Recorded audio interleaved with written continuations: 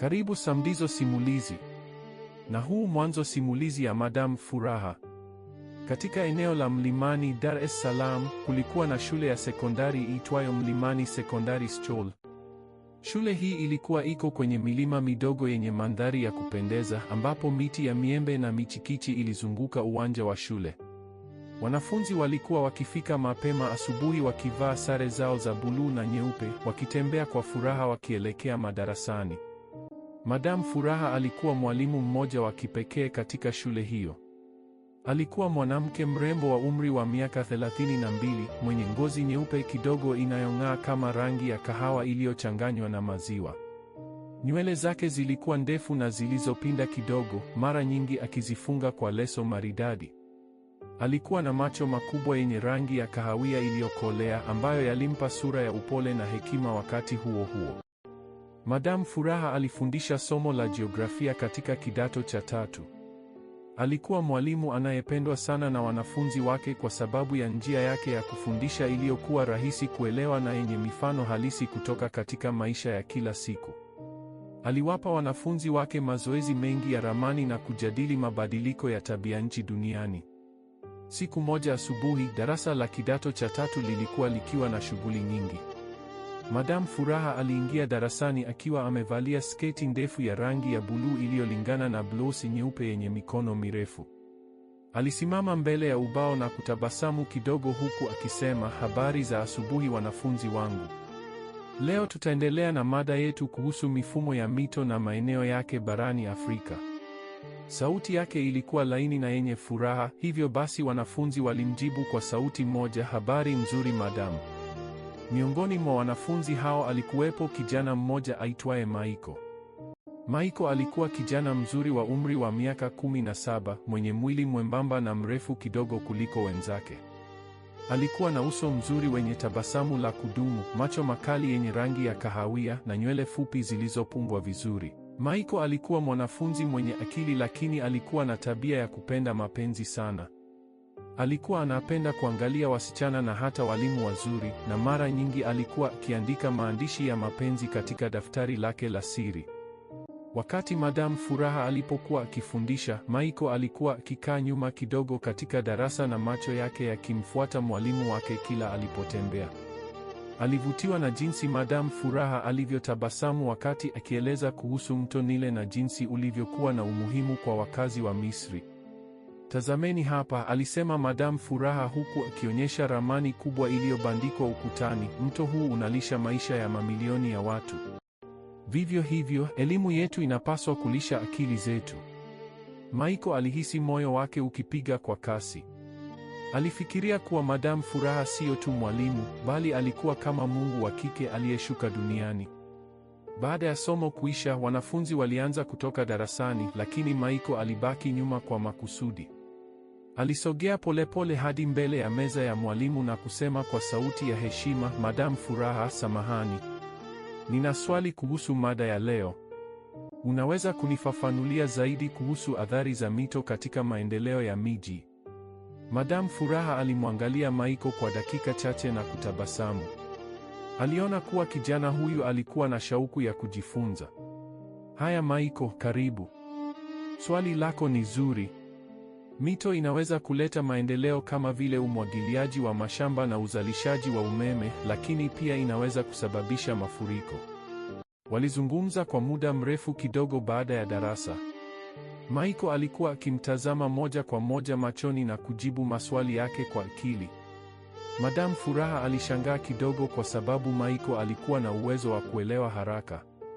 Siku iliyofuata, Maiko alianza kumpa Madam Furaha zawadi ndogo ndogo kwa siri. Kwanza alimpa daftari jipya lililoandikwa kwa mwalimu bora wa jiografia na baadaye alimpa chokoleti iliyofungwa vizuri.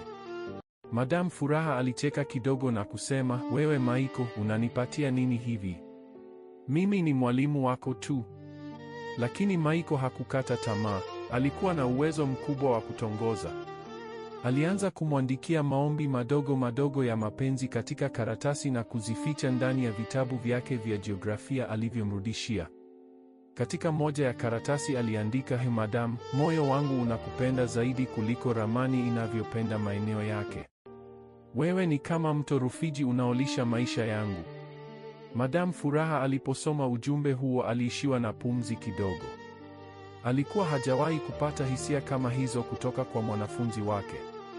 Alimuita Maiko baada ya darasa na kumwambia kwa sauti ya chini, Maiko, hii si sahihi. Mimi ni mwalimu wako na wewe ni mwanafunzi wangu. Tufanye kazi ya elimu tu. Lakini sauti yake haikuwa na ukali sana. Kulikuwa na chembe ya furaha iliyojificha ndani yake. Maiko alijibu kwa ujasiri, Madam, mapenzi hayajali cheo au umri. Ninaona wewe sio tu mwalimu, bali wewe ni mwanamke wa kipekee. Nitakupenda kwa siri hadi utakapoamua. Siku zilivyopita, Maiko aliendelea kumtongoza kwa ustadi. Alimsaidia Madam Furaha kubeba mabuku yake wakati wa mapumziko, alimwandikia maelezo mazuri kuhusu masomo na hata alimpa maua ya plastiki aliyoyatengeneza mwenyewe. Madam Furaha alianza kuhisi furaha isiyo ya kawaida wakati Maiko alipokuwepo karibu naye.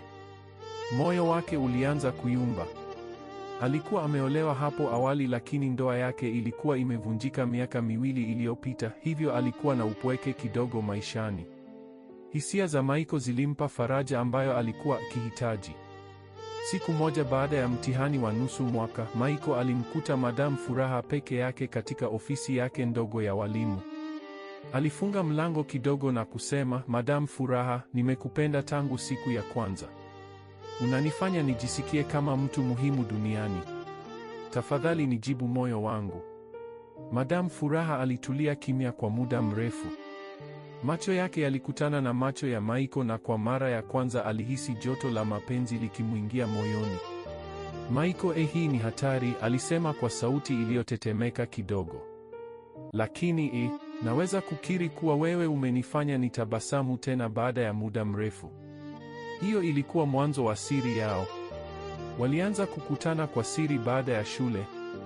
Wakati mwingine walitembea pamoja kwenye milima ya mlimani wakizungumzia mambo ya jiografia na mapenzi. Maiko alikuwa akimshika mkono wa Madam Furaha polepole na kumwambia maneno ya mapenzi yenye hisia. Wewe ni furaha yangu, alisema Maiko siku moja huku akimbusu paji la uso wake kwa upole. Madam Furaha alijibu kwa tabasamu na kumkumbatia. Mapenzi yao yalikuwa kama moto uliowaka polepole, yakiwapa furaha kubwa lakini yakificha hatari kubwa.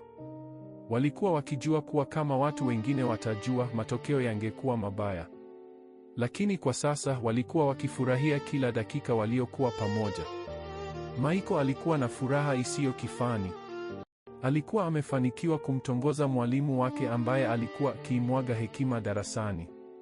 Madam Furaha naye alianza kujiona kama msichana tena, akisahau majukumu yake ya uzeeni na kufurahia hisia za mapenzi mapya.